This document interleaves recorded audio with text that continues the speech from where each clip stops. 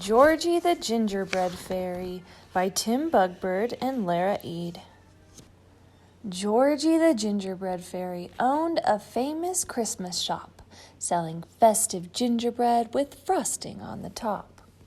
Every year, sweet swirling puffs would scent the winter air, the smell of baking gingerbread made with loving care.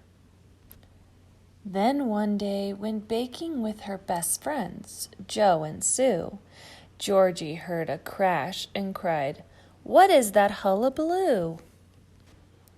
It was Tina, the tinsel fairy. She was building a brand new store, with golden walls, a star-shaped hatch, and glitter roof to floor. "Call me T," the fairy said. "I've just flown in. I'm new. Come inside, why don't you? I'll show you what I do." "Wow," said Georgie. "Whoo," said Jo, and Sue couldn't make a sound.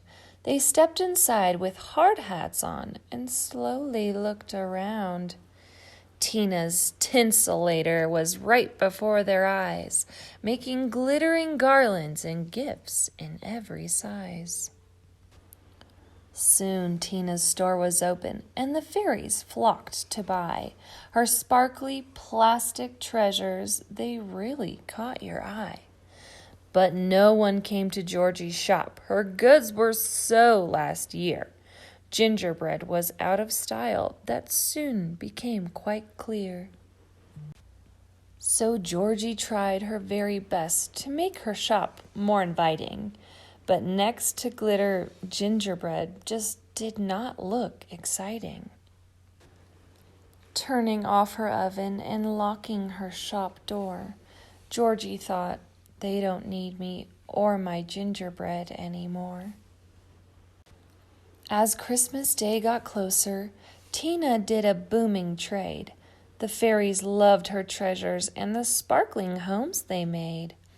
Fairyland was beautiful. It all looked so fantastic, but something strange now filled the air. The smell of shiny plastic. The fairies held their noses. It really wasn't pleasant. The tinselator was puffing out an unappealing present. The smelly smog made Georgie think, if we found a way to sell the scent of baking gingerbread, the shop would soon do well. I think I gave up far too soon. I really can't turn down this chance to let tradition save Christmas in our town. Jo and Sue went straight to work. Georgie waved her wand into action.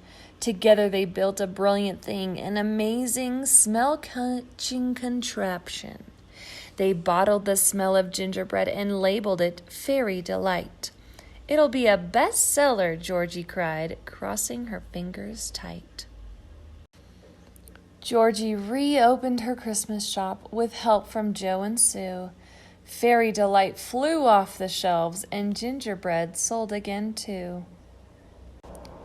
Georgie was back in business. Having Tina next door would be fine. Now Christmas was perfectly sparkly, and the air smelled simply divine. Together, the fairies discovered that when old and new combine, it makes the season perfect and a truly special time. The end.